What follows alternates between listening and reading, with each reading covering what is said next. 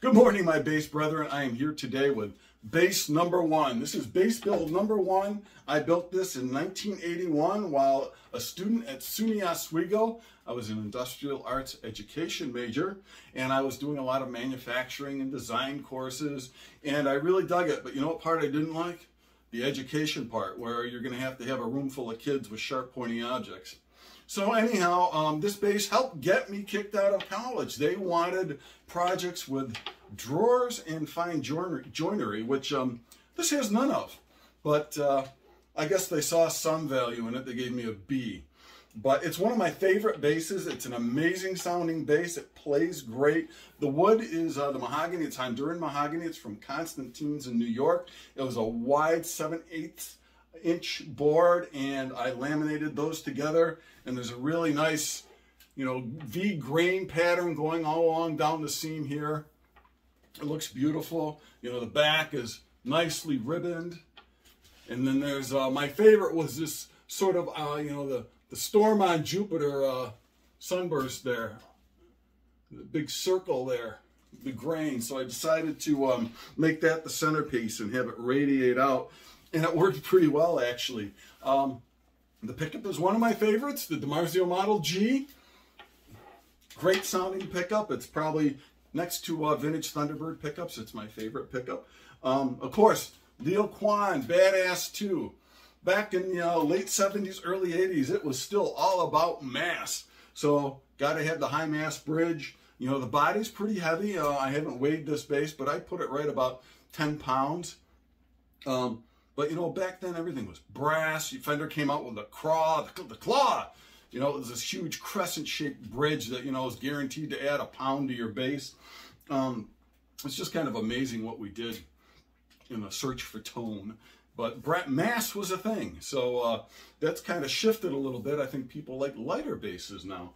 But this one is a product of its times, obviously influenced by Peter Cook's builds, the Fenderbirds for John Entwistle. This was my own take on it, and I traced the body of my 76 Thunderbird for it. I did shift the position of the neck forward, so it's clear at the 17th fret. I can easily fret a nice D chord. Nice D bar chord. I also, instead of having the stepped and tapered wings or just a flat body, I hand carved this to have an arch, sort of like a Gibson Les Paul. I wanted to keep the bass as clean, as simple as possible, as organic as possible.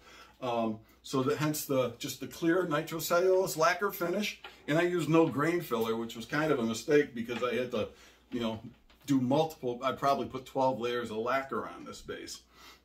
Controls are simple: volume, tone, and a coil tapping switch. The neck on it now, it's been on there for quite a while now, is a Warmoth 21 fret maple rosewood finger mother of pearl dot inlay with nice German Shaler tuners. The grain on the neck is spectacular. You probably can't even get an idea, but it's quarter sawn with bird's eye in it, and it's on stage. It's like a light show. It's wildly distracting to me. So I learned a lesson: no more figured necks for me. But it's a beautiful piece of work. Warmoth makes great parts. So, what's it sound like? It's full, it's focused. It's easily one of my best sounding bass. So we'll go with the classic bass line to really just set off what a Fenderbird can do, right?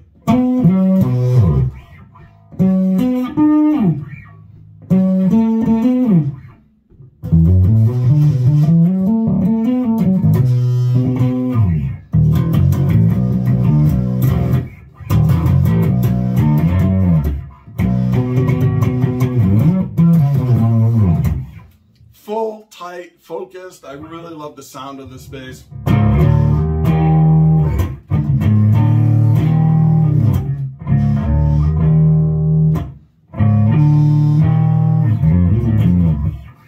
Great sounding bass. I really love it. Where's my pick? There's my pick. So,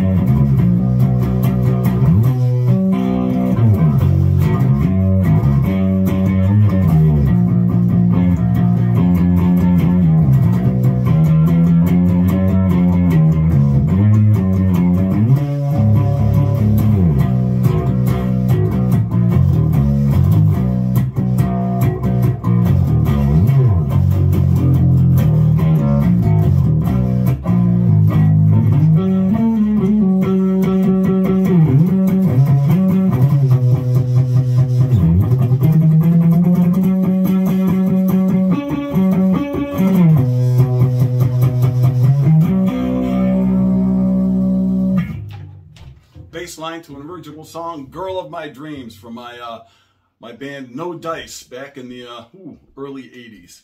But this bass is really responsive all through the lower and upper register. Tight, focused, but it's got a grit and a sound all its own. It is easily one of my best sounding basses.